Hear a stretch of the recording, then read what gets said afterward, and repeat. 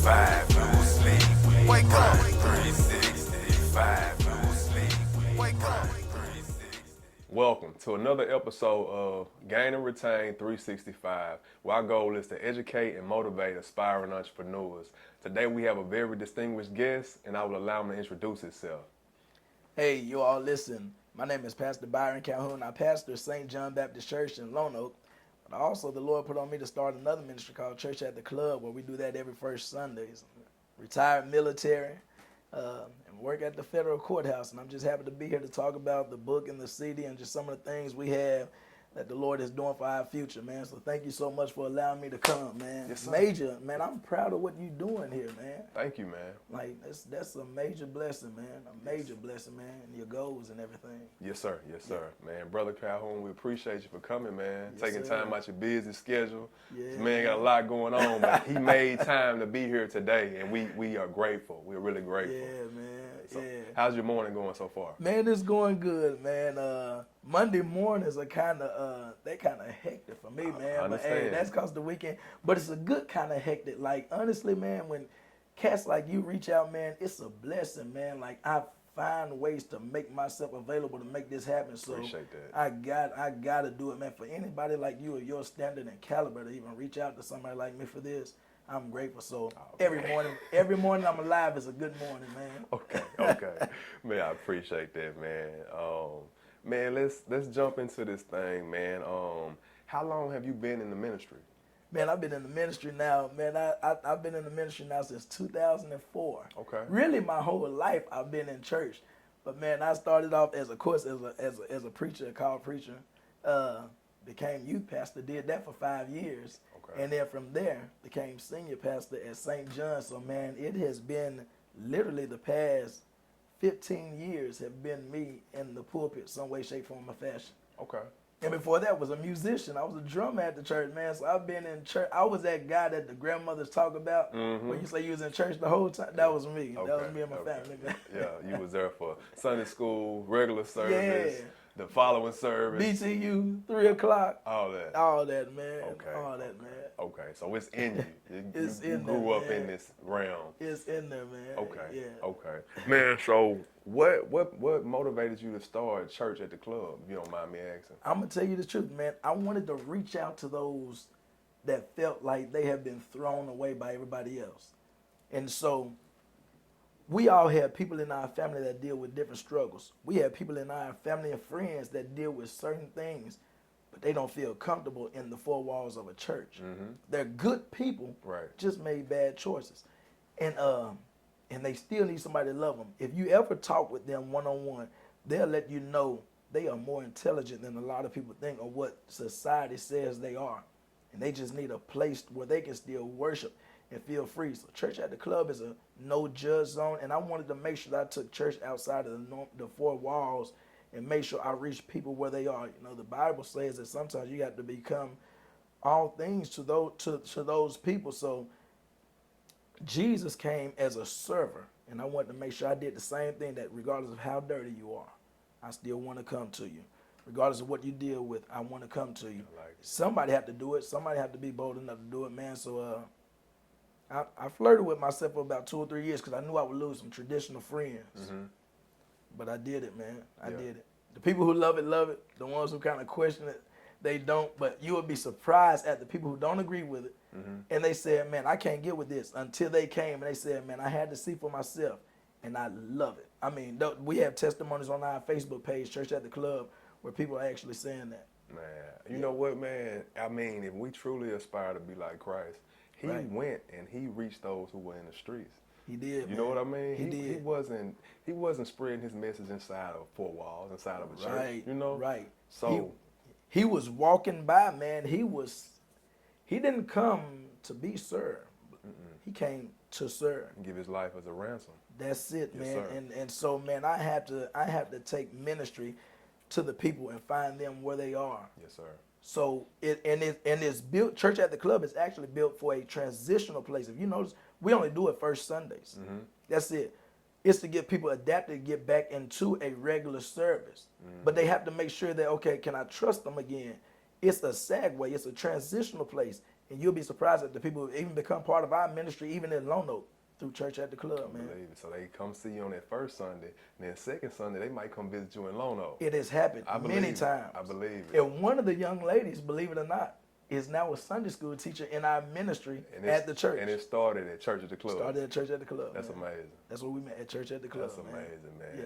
But I love the concept how you go and you reach them in an atmosphere that they're comfortable with, Right. but you're still bringing the word of God. Right, Yeah. right. So with that being said, when you come in there, it would probably strike you as strange because you may hear an R&B song that shifts to a gospel song. So I'm going to give you the secret right here. I'm about to give it to you, man, since you reached out to him. I'm about to give you the secret ingredients to Church at the Club, what we call CAC. It's built on a deal to bring you in and grab your attention, but you not even know you being churched in the process. So you may come in there and hear a R&B song, Right. and you like, yeah, man, you got the groove going on. Right. But he'll take that same song and shift it to a gospel song, and next thing you know, you crying and your hands are lifted like, what just happened to me? The Lord just took over. It's on that concept, and they get a sermon.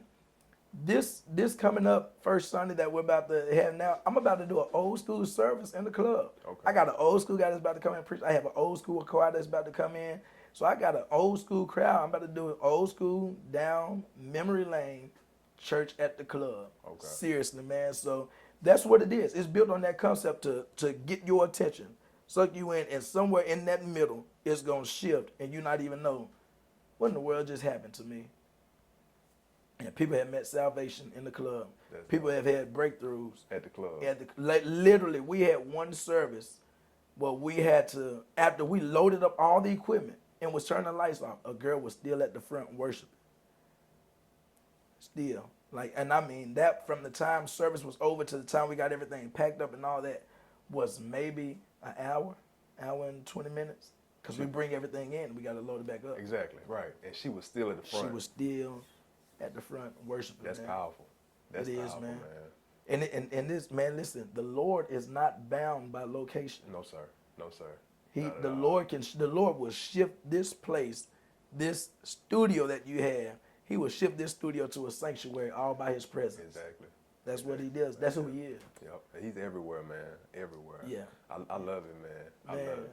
thank you, man. It's Thank you. dope. To God be the glory, man. Yes, sir. Yes, sir. Yes, sir. Man, so with these multiple hats that you wear, you got a lot of things that you have your hands in, man. When did you find time to write this book, man? Listen, man, it was shout out to my wife, Tish. Shout out to my wife. Believe it or not, this book was an 8-month study at our church. It was an 8-month Bible study built on the concept of a 30-minute Bible study. 30-minute Bible study. I probably got done with that book right before COVID hit, and some right into it. And so, man, our Bible studies was an hour long. And so I wrote this plan out. And this was supposed to be my second book. Okay. My first book was going to be something along the lines, and I'm still working on the title. I'm in the process now. Lessons from the Second Seat as an associate preacher. You know, being faithful to your pastor and all that is going to be on that concept. I just kind of gave y'all the ingredients to that too. And so my wife was like, hey, you finished that study. I'm looking at your outline, like on the document. That's your first book. And I was so ignorant, I didn't even know it, man. That's why, man, wives are a blessing. Man. Like, literally, godly wives are a blessing. And my wife spoke that and said, that's your first book. It was done, and I emailed that. So it was done off of my study and prep time for Bible study. Okay. It was done off that. And then as the language kind of picked up and as the study picked up in Bible study, I added some of that to the book. And before you know it, I had a long document, and I'm like, man, when this study is over, I can't just put this in another file. And like, she was like, that's your first book. And that's how it became into existence, man. Wow. So My wife. this actually was intended to be, this was supposed to be the second It's book. supposed to be the second book. But you created this working on the first book. Right. Wow. Through a Bible study. Okay. And it's something that's built on the principle for it's so easy, man, that a pastor and a teacher can build on it, but it's for the pew member, it's for you all out there, it's for the pew member because it's so easy that you can receive it and understand it. So it's 79 pages of critical information, And I literally, I'm not saying it because I'm the author of it, I literally stand behind this product, and it's not a once upon a time novel. It is based on like a lesson plan, but also an encouraging book for any church member, especially that 20 member to maybe a 300 member church. It's perfect for them to let them know, listen, man, you still have value. And these are the elements, these are the characteristics and traits that it takes to make a strong church. And you possess it. You just have to walk in it. You just have to walk in it. It's that easy. Just like you, when you did this, you'd be surprised at the people who, whether they said it or not, but through their actions, they didn't think you was gonna really do this. They said, okay, yeah, we have your back, but no, they was like, this ain't gonna work. But it's working, man. This right here that you're doing is about to reach so many people. And I'm telling you right now, I'm about to help push it, and I'm praying blessings for your future. Appreciate This thing that probably within the next year, I'm hoping you probably got to get another building, man. Man, we appreciate it. Yeah. We appreciate Yeah, it, man. man. Yeah. So Speaking that to was the existence. concept, man. Yes, sir, man. Okay. So we can consider this as a study tool for the believers, right? You can. Okay. Yes, sir. Okay. And what is the main goal behind the book? What's the main goal? Man, the main goal behind the book is for those that are reading it to understand that, listen, a strong church is not built or predicated just on numbers and signs. Okay. That's a tool. Okay. But listen, man, you can be a strong church with 20 people. That's what I want you to see. You can be a strong church with 100 people.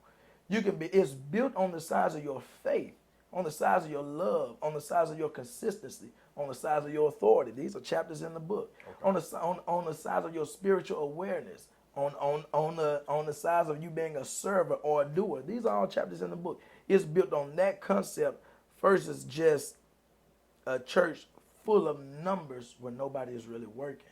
So it's really to encourage those churches that, listen, man, you still have value. That's what I want you to take home for this, saying that, listen, this is what it takes for us to have a strong church, and we have it.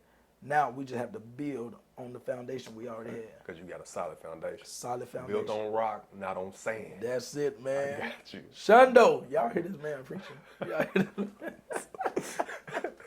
Hey, I love it, man. I love it, man. I got to get a copy of that too, man. I got it, man. I got you one in the truck, man. Okay. Matter of fact, no, you're getting that one. Okay. Yes, that'll sir. work. Man. We're going to keep That's it here yours. with me. Yes, sir.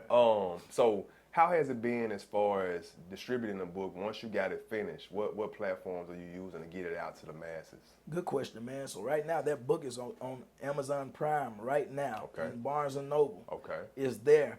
But man, I'm one of those face-to-face guys. Like, honestly, I love Zoom meetings, but I would rather meet face-to-face. I feel energy. I feel energy. Yes, and so, man, I reached out to a group of guys, man, and I actually shot out to Pastor Pernell Maxwell. Okay. Listen, man, at Clayton Chapel, his church is literally less than a mile from here right now. I left our church yesterday, reached out to him, and was able to come and push it and actually sell some copies at his church. So that's another platform I'm using, word of mouth, and just actually being there to actually sign copies. And to my first pastor, man, Pastor Nathaniel Hall was my first pastor, but to Pastor Charles Carradine of King Solomon Baptist Church, he just had Mayor Frank Scott preach at the church yesterday at King Solomon. I just did a book interview with him last Wednesday. Okay. That had some good, feedback on it. So, man, anything word of mouth, going to different pastors, going to their services, helping pushing it. Of course, like I say, the internet, those have all been my platforms. Okay. Those have all been my platforms. And it only makes sense, man, to go reach the people where they at, because that's your target That's my audience. target. Yeah. There you go, man. That's perfect. Yes, sir. That's it, man. Did you say Mayor Frank Scott, he preached that? Yeah, Mayor Frank Scott He's was a just minister? that. He is. Mayor Frank Scott, believe it or not, man, and he's about as humble as they come. Honestly, he is humble. I'm going to tell you, I don't know about, I'll give you a piece of this story. I called him, I reached out to him, and I saw him at a luncheon that we had. I'm like, man, I've been trying to reach out to you, man. He said, Cal, I'm so sorry. He said, I've been so busy. He said, this is how you reach me. Get my personal number. That's how humble he is. He literally walks the streets, and he is, man. He's was with one of the youth pastors over at Greater Second Baptist Church, where my pastor came out of, Pastor Charles Carradine. Okay.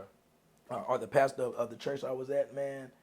And And of course, now he's the mayor of Little Rock, man. And he was the guest speaker at their youth day at King Solomon, my home church. I didn't know Just that, man. yesterday, man. That's crazy. Yeah, man. Learn something Gotta every see- day. I gotta see got a what new we- wrinkle, man.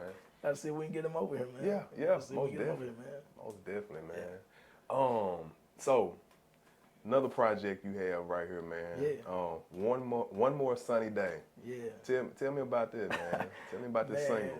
One more sunny day. So we was talking about growing up, and like I said, King Solomon. Even though I'm under the leadership now of Pastor Stephen T. Robinson, growing up at King Solomon, my grandmother, she's 90 years old now. That's a blessing. She was known. You know, it's always that song in church that everybody's like, yeah, that's You want the her one. to sing? Yeah, that's. Yeah. She was one of the ones, and she would sing a song called "One More Sunny Day." Okay. And at the beginning of this song, you hear me saying, "Hey, I had my 90-year-old grandmother with me in the studio. She's lost vision. She survived the pandemic. She survived COVID. Literally survived COVID." Mom, when we was in college, we would go to her house. My grandfather, her husband, would say, "Buy something so when they come here from college, they can have something to eat." She literally lost vision in one eye, and I'm like, "Mom, what you gonna do? How you about to get around and stuff?" She was like, "Oh, I'm gonna get around the same way. I'm grateful. The Lord allowed me to keep my other eye." That's the type of That's gratitude. that's her. Like, she does not find a reason to complain. She finds the joy in different things. And so I'm like, man, it's 90 years old, and we have been talking about doing it. I called a producer friend of mine, man, Reggie Forte, man, that produced it, man, and did all the music to it. And we brought the studio to the church, laid it down. And if you look her up on Apple Music, you'll hear my grandmother singing the song that she's known for, "One More Sunny Day," man. Really? Yes, sir, man. You'll hear it, man. That's dope. That's Yeah. dope, man. How long did it take to get the recording done? To get that done, from the time he started with the music and everything, and he's a principal in the school, so he had to work around his schedule as well. It was probably about just getting everybody together, probably about a 4 to 6 month process. Okay. On that. But he laid everything down himself, like I say, you know, laid down that music. So when she came into the church, she put her headphones on, she was singing to the track he laid. I came later on, got her out due to the pandemic. Right. Brought in the background singers. I mean, hand-selected background singers. They came and laid their piece down. He took it back to the studio, mixed it, put his touch on it, his producer touch. My sister, Nikki Calhoun, was one of the co-engineers on it, man. Shout out to my sister, who does music as well and the musician of our church. And that's the final project that you'll hear. Okay. Yeah. And now you can find this on Apple. You can find it on any all digital Spotify. platforms. It's on there. Okay. Yeah, YouTube, man. And like I say, I have some more copies coming. So, man, and with that just being a single, man, honestly, and I'm just doing it for a low. I'm doing those, and this really just to be a blessing to my mother, man, my grandmother. But $3, man. I just want to make sure I push that so that she can hear herself. Yeah. You know, I and love it. It'll be around forever, man. It will, Yeah, man. yeah. It will be. It will be. Yeah, that's beautiful, Yeah. man. Besides these two projects, man, what are some of the things that you have in store coming up in the future, man? Good question, man. Actually, I have about 3 more books in me. Okay. I'm working on my 2nd book now, and the Lord has already shown me the concept for my 3rd book. Okay. Like, I'm just, as far as the skeleton concept, I already have that for my 3rd book. Okay. I finished my bachelor's degree in seminary. I'm back in for my master's. One of the things I want to do now, man, is manage my time better, to spend more time with Tish and I got 3 kids, Layla, Casey, and Cal. Layla is in her 1st year of college. Okay. Layla literally last year walked across the stage from North Little Rock High School graduation and walked into college 2 weeks later for a summer program. Finished that and is now in her 1st semester. So I'm proud of my kids, and I always push them to the place to where make sure you complete. And so you asked what my future goal was. One of it is being in a season of completion, spending more time with family, making sure that as I meet different people, I encourage them that whatever your goal was, pick it back up, finish it, man. I'd rather you move slow and complete it than to rest and that turn into a longer break that turns into a stop and your vision has been on pause, when all you had to do was move slow and at least You're moving slow, but at least you're closer to your goal. Making progress. Right. So Yeah. those are some of my goals right there, and that's some of my future projects. So between another on that CD, that's a single that will be on a 7-song project that I'm about to go in and do, and you hear more of me on, and another and some more background singers on some songs we're gonna lay down. So you'll see another music project coming out in the future. Okay. And you should see 2 more books within the next. I'm gonna estimate in between the next 2 to 3 years. I got you should see that. I got you. Yeah. Well, your man got the plan, you got the vision, so it will come. Yes, sir. Come. Yeah, man. Yeah. Yeah. They my family laugh at me. They know if I say something, they kind of like, because they know if I say it, You gonna do I'm it. gonna do it. Like I gotta hold myself accountable, man. Right, Like right. it may be a while, Right. but I'm gonna do it. So when they say another book, they're like, man, they see the work that went in with this one and pushing it, and they're like, oh man, we got 2 more to go. And that third one, I'm gonna throw this out. It's kind of built on the concept. It's gonna be a family book. Okay. The skeleton that the Lord showed me, man, you'll see my family basically encouraging the world on it. Okay. Yeah. I like it, man. I like Yeah, that. So, speaking of that, you said the family they know the process that went in making this book, right? Yeah. So what were some of the trials and tribulations that you faced, that you had to endure during this process, man? I would say, honestly, if I could talk about during the process and the process we're in now, the people that you thought would be reaching out saying, hey, let's link up, let's do this, they didn't. No, Some- lack of support. Lack of support, man. And I know it's an Arkansas thing, like, in the most respectful and humility type of way I can say it, we will fly somebody in to do something here in this state when the people in your backyard can do it. True story. You know, and Yep. you could do this, and it's sad that on some of the people I've had to reach out to, and I guess on some of me, I kind of expected that some people would say, hey, let's link up. Pastor Charles Carradine, he said, hey, matter of fact, I had missed his phone call. He said, when he saw it drop, he was like, let's link up and make something happen. I missed his phone call. Pastor Stephen T. Robinson, my pastor now, he was like, yes, let's do it. He said, not only that, I want to buy something to put in our bookstore at New Zion Grove. That's the support I love, man. And even cats like you, man, like, that's what I'm saying, man. You don't know what this mean to me. For you to just say, man, I saw this and I wanted to reach out to this brother. Man, that's kingdom, man. That's solid, man. That's I don't take these moments lightly. So those are just some of the tribulations. But other than that, it takes energy, man. It takes energy to push it. Like, I can show you probably 3 more dates that I had that's going to involve me literally running out of my service at St. John. Literally, them having the truck cranked up for me, and I drive off and get to the next location to push this book. That's part of it.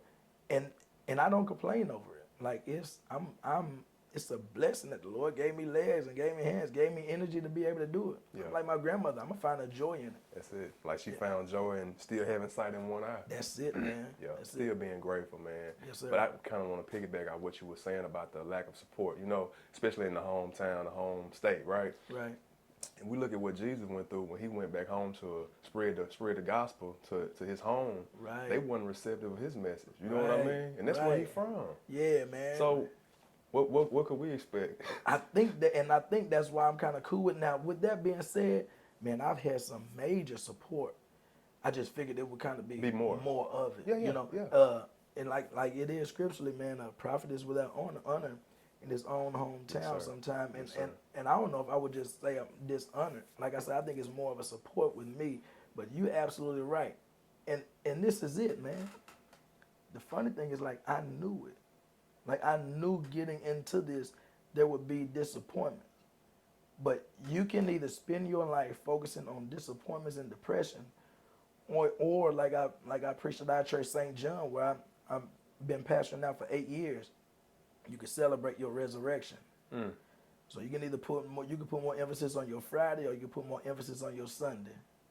Friday he died, but Sunday he got up. That's it, man. If we That's just want to it. use that analogy, That's listen, it. I man. like it. Listen, you listen.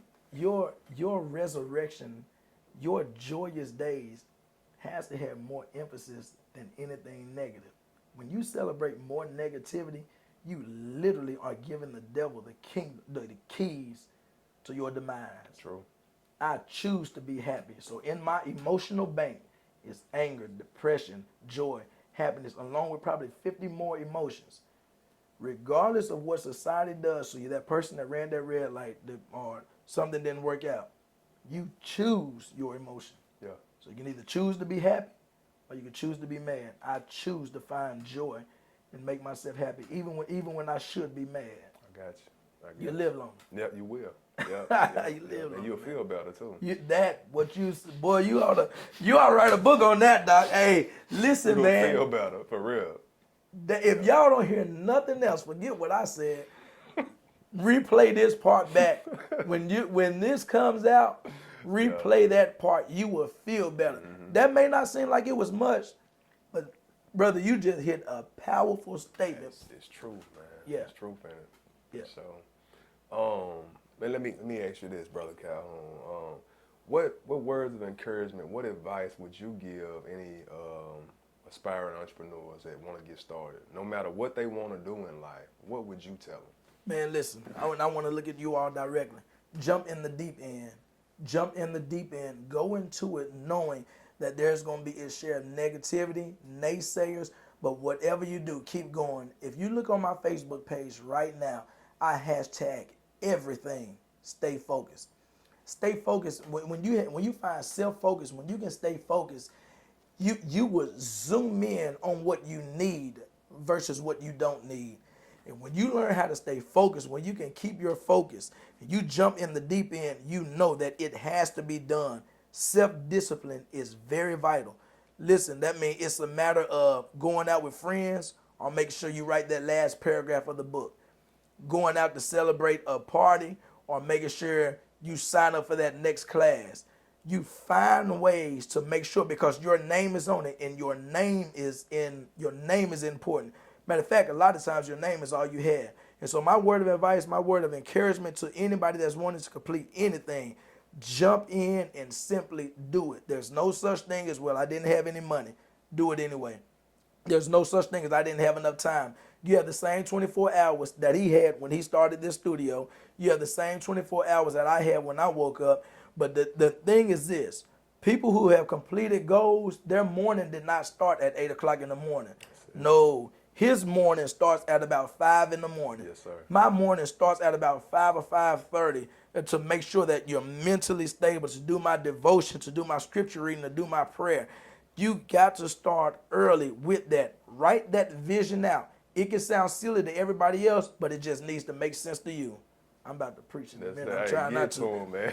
As long as it makes sense to you, that's all that matters. Listen, everybody that was new to something before Michael Jordan came and was selling shoes like he was, that y'all probably would thought that was silly, saying that some guy who got kicked off the team or didn't make the team his first year was going to be selling this many shoes. Mm-hmm. Listen, I may not like his attitude with some stuff, but listen, you got to respect who he is.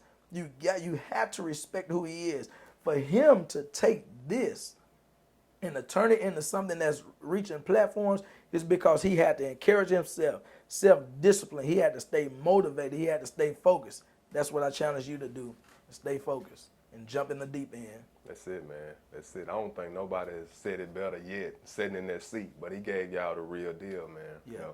Yeah. And that 5 a.m. club is real, man. It's real, man. You got to get up early and get focused. You have to, man. Yeah. You have to. There's no such thing. Listen, man, Steve Harvey then would tell you, and I listened to a lot of encouraging videos, which was one of the things that kind of helped me with these projects, along with prayer and family, that supported, man. My father, Jackie Calhoun, and my mother, Alma Calhoun, have been married now 40 plus years. They met at Philander College where my daughter's going to school now. They taught us about pushing through. They supported us, man. It was one of those. I don't have the story to say, I grew up in a single parent home. My parents are still married, man. We still go on Sundays and do Sunday dinner, man. We still do that. All the nieces, nephews, their grandkids, they still do that, man. I'm going out when I get off work today to help Pop cut some grass.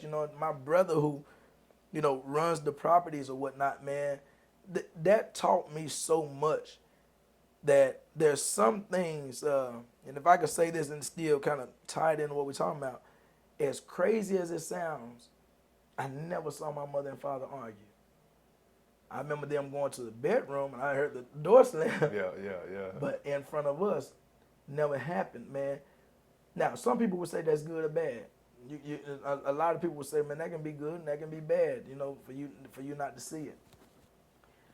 But man, for them to make sure that they always poured into our college funds and because they all educators. My father was a retired principal. My mother is a retired teacher, man. They are all educators. I'm probably one of the only police officers in the family. But with that being said, man, they taught us how to hang in there no matter how tough it got. They tell us the testimonies now. Yeah. They toughed it out. They toughed it out, man. And I think if you learn how to tough things out and not be able to quit just on the first sign of resistance, you'll realize that at the other end of it is so much easier. It's a smooth pathway. But unless you climb that mountain, you won't see the bright, the blue, the pretty rivers on the other side. Yeah. You only see what's on this side of the mountain. Yeah. But when you climb over, and it's going to take energy. Yeah. It's going to take energy to climb the mountain. Yeah, you're going to have to stumble over some rocks. Yeah. You're going to have to stumble over some twigs. You're going to have to rest because it's always creates fatigue climbing up. Yeah. But man, when you're going down on the gravity side, man, you have gravity on your side that now it takes you so fast. Sometimes you have to pace yourself, but you don't know that until you get to the top of your mountain. Climb, keep climbing, man. Yeah. Whatever you do, don't stop climbing, man. Yeah. Something on the other side of it. True. Man, and there's something to be said about, throwing in the towel. I think a lot of times if we didn't have any other option but to keep going, it would be a lot more successful people. If it wasn't a bridge for us to cross back and go back the other way, if it wasn't a ship for us to get back on, if we burned the bridge and we sunk the ship and there's no option but to keep going, Yeah. then we would win.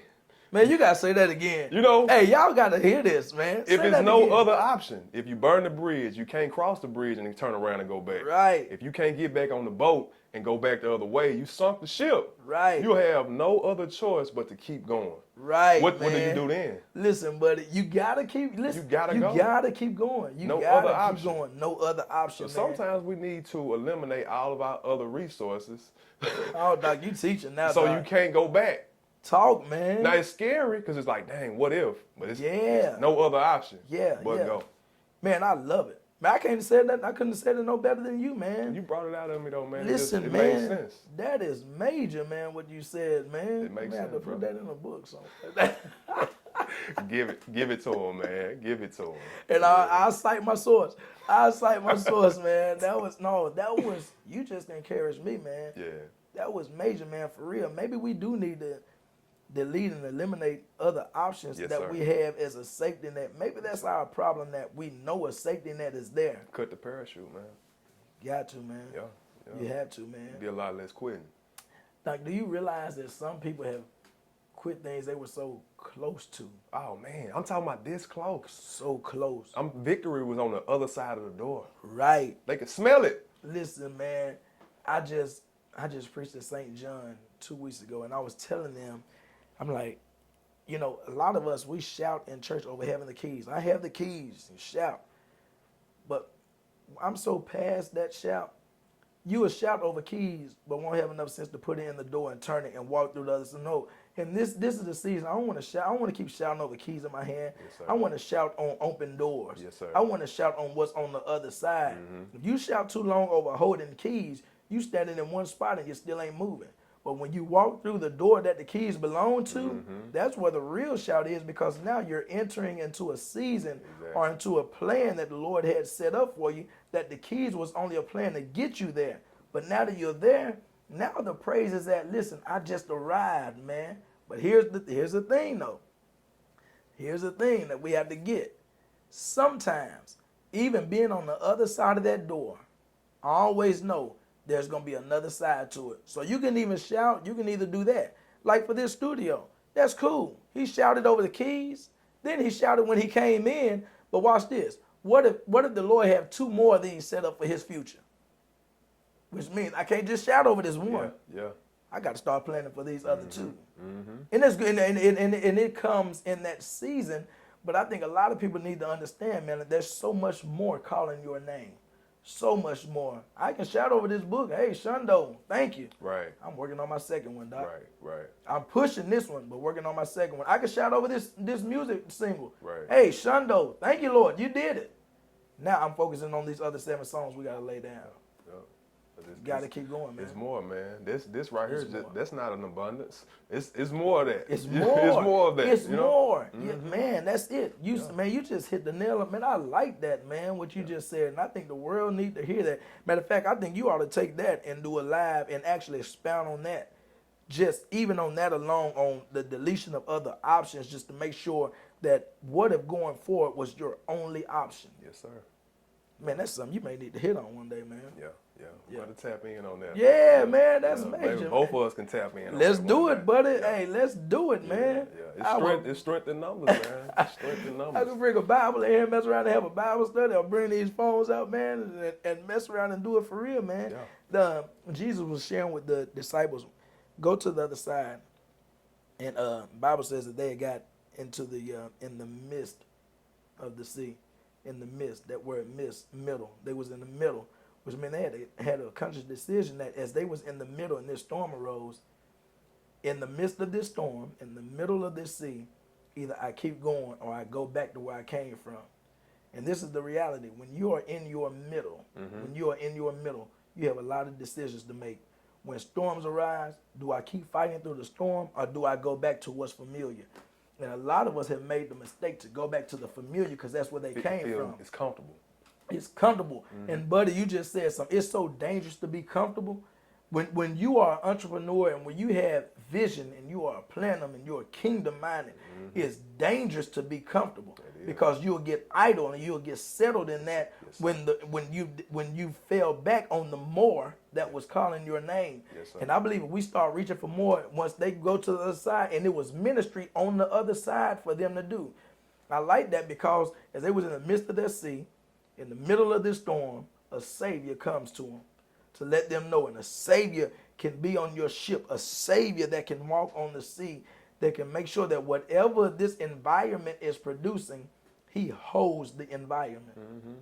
I'm telling you, man, can give you peace on your ship. And settle the storm, man. He can settle the storm. Yeah. Yes, sir, but it's so much growth in discomfort. You know what I mean? Yes. That's when we grow. When we uncomfortable. Man, this guy is talking my language. That's when you grow. Whenever you're uncomfortable, that's when you grow, man. Every time. Every time. I ain't never made growth being comfortable. When I'm comfortable, I'm just chilling, relaxing. Man, y'all better hear this guy, man. Like, whatever platform, Facebook, Twitter, wherever this video end up, y'all better hear this guy and share it. Listen, you share what he's saying. This guy has hit some major points. Farmers, Doc, in order for that seed to be received in the ground, they have to tear and break the ground up first. They literally have to disturb the ground. Yes, sir. They have to till it. They have to break it up. They literally have to break it up. Because the good soil is not up top, it's underneath. Okay. You know what makes a good seed grow? Oh, I don't. Listen, man. So the process of photosynthesis, man. This water, this sunlight, this dirt, man. But if you really want a good plant to grow, farmers use manure. That's an animal's feces. Yes, sir. I'm with you. They use feces to make something else grow. And what if, for the sake of this video, what if we grew from all the crap that was around us and that we was in? What if we used that for our good? That's it. To grow in. That's powerful, man. That's what you have to do. You have to take that divorce and grow from it. You have to take that old drug habit and grow from it. You got to take that jail sentence, that background, that health report, and grow from it, man. Take that, because that's what, man, listen, when your ground has been disturbed, when the Lord has disturbed your ground and is tilling your ground, and that seed goes in it, man, listen, and this is the process. It doesn't always grow right then and there. It has to break ground first. That's But for the seed to first grow up, it has to take root and then growing down. Yep. I'm trying to hold my peace. I'm trying to hold my peace. Get It has some, to man. take Get root some. and growing down Get first. So some. when it finds its foundation, then it can start breaking the ground. Yeah. But I want to encourage somebody today and say, listen, you're about to break your ground. Yeah. You're about to fight through that small plant is about to fight through the top of your soil, and you're about to expose yourself to the war or to the world. And whatever seed you are is about to be a benefit to society. And so I speak over wherever this live end up at, that because you broke your ground, because you struggled, because you pressed through, somebody else is about to benefit from what you have to offer. Hey man, the spirit moving in here, man. I feel it. It is, For real, man. for real, for real. It I love it, man. I love it. Appreciate you, man. To God be the glory, man. Yes, This is this is how I talk on Sundays, man. Yeah. I walk the floor. Sometimes I'm in the pulpit, but sometimes I walk the floor. And just yesterday I couldn't even preach. Our young kids, the youth of St. John, our youth. You would see them on there, man. No more than about 8 of them in the choir. But they shifted the service where I couldn't even preach, and I just gave a fresh word. And sometimes, and I said, look at it. But honestly, when the Lord moves like that with a fresh word, and only for those who understand it, sometimes we turn the live video off because it's a word for the house. And so the best I can do is just encourage people, man. Meet me at 600 East Palm Street, Lone Oak, Arkansas. Come and see for yourself what the Lord is doing, man. That's what I'm talking about. Yeah. Bro, anything that you want to share with the viewers before we sign off, man, whatever, social media, contact information, how can they reach Brother Calhoun? How can they support Brother Calhoun in his ministry? Listen, man, good question. Y'all, there's no shame in my game. My wife knows, and we were talking about this yesterday. You can call me personally.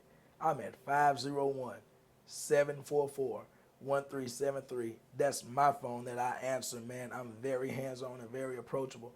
Of course, I'm on Facebook under my name, Byron Calhoun Sr. I've started also an author page and a fan page. I would love for you to go in and like that. We have a Church at the Club page. If you would go on and look at some of those videos, we invite you out there every first Sunday. Doors open at 5:30. And make sure you come and support the food in the kitchen, too. Shout out to my boy Nate. Nate Williams is the club owner. Yeah. Listen, man, that's my family, man. That's my cousin. I'm sorry, I just hit the mic. And when I tell y'all, man, this is a humble guy with a lot of vision, man. He does a set at every Church at the Club where he comes and do a comedy deal at 6:30 at 303 Phillips Road in North Little Rock. And so between St. John, between Church at the Club, you can find me there on social media. I'm hands-on. Listen, book is on Amazon Prime.